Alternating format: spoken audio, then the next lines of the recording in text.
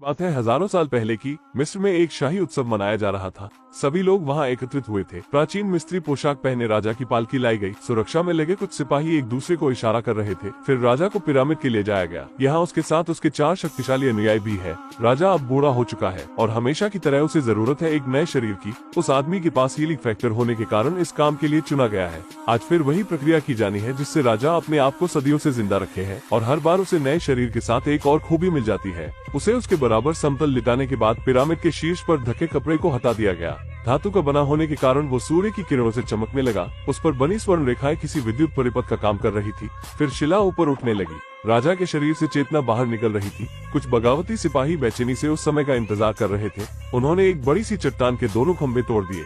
वो सीधे फिसलकर पिरामिड में जाने लगी। वहीं अंदर वालों ने प्रक्रिया को रोकना चाहा तो राजा के अनुयायियों ने अपनी जादुई शक्तियों से उन्हें जला डाला। मगर तब तक पिरामिड टूटकर गिरने लगा था और नए शरीर में जीवित हो चुका राजा सीधे नीचे गिरने लगा। जादूगर ने उसे गिरते हुए ही उसका कवच पहना दिया। अंत में वो खुद गिरकर मर गई। लेकिन उसने राजा एक फैक्ट्री में काम कर रहे वर्कर्स को भूकंप के झटके महसूस होते हैं और सारी मशीनें हिलने लगती है। उसी में पिघली हुई धातु से भरी भट्टी एक वर्कर पर गिरने वाली होती है। लेकिन वहाँ काम करने वाला एरिक दूर से ही अपनी शक्ति से उसे रोक देता है। एरिक एक पुराना म्यूटेंट मैग्नीटो है जो सबसे छुपकर यहाँ रह रहा है। मगर उसे लग रहा है कि आज उसकी पहचान उजागर हो चुकी है और इससे पहले कि कोई उसे पकड़े वो अपने घर जाता है और अपनी पत्नी से बच्ची को साथ लेकर कहीं और शिफ्ट होने का कहता है। उसकी पत्नी बच्ची को लेने जाती है तो वो अपने कमरे में नहीं होती। फिर दोनों जंगल की तरफ जाते हैं। तब उन्हें कुछ पुलिस वालों के साथ लड़की दिखाई देती है। उन्हें एरिक के मैग्नेटो होने का पता चल गया था, इसलिए वो बंदूक की जगह धनुष बाण लेकर आए थे। एरिक ने खुद को उनके हवाले करने और अपनी बच्ची को छोड़ने की बात कही तो उन्होंने वैसा ही किया और बच्ची को जाने दिया। लेकिन वहाँ जाकर वो अपने पापा के लिए रोने लगती है।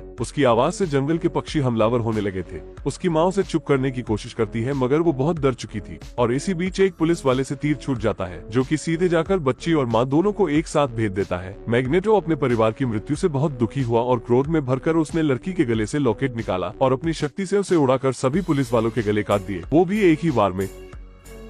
टीचर क्लास में बच्चों को म्यूटेंट का इतिहास बता रही होती है। तभी इस लड़के की आंखों में जलन होने लगती है। वो बार बार आंखें बंद कर रहा था तो सामने बैठी लड़की का बॉयफ्रेंड समझता है कि वो उस पर लाइन मार रहा है। वो उसे धमकी देने लगता है लेकिन लड़का तो अपनी ही समस्या से जूझ रहा था। वो वॉशरूम चला जाता है। आईने में उसकी आंखें लाल सुर्ख होती दिखाई दे रही थी। इतने में लड़की का बॉयफ्रेंड भी उसे मारने वहाँ आ जाता है तो लड़का टॉयलेट में बैठ जाता है। वो लगातार उसे दरवाजा खोलने के लिए कहने लगता है। लड़का जो अभी तक अपनी आंखें बंद करके बैठा था जैसे ही सामने से हाथ हटाकर देखता है उसकी आंखों से अग्नि की तीव्र ज्वाला निकलती है जो सीधे दरवाजा फाड़कर बदमाश लड़के को उड़ा देती है। अब समस्या ये थी कि लड़का कुछ देख नहीं सकता था क्योंकि आंख खोलते ही आग निकल रही थी। उसका भाई उसे एक विशेष स्कूल में लेकर आता है। यहाँ हर छात्र के पास कुछ शक्तियाँ थी। उसे स्कूल के प्रिंसिपल से मिलवाया गया। वे लड़के को बगीचे में ले गया और उससे अपनी शक्ति दिखाने को कहा। लड़के ने पट्टी हटाई और जैसे आंखें खोली उसमें से निकली लेजर लाइट ने जमीन को खोदते हुए सीधे जाकर सामने लगे पेड़ को चीर दिया। वो 2 भागों में होकर गिर गया। फिर उन लोगों ने लड़के को एक स्पेशल चश्मा दिया। उस चश्मे को पहनकर जब उसने आंखें खोली तो कुछ नहीं हुआ। मतलब अब वो देख सकता था।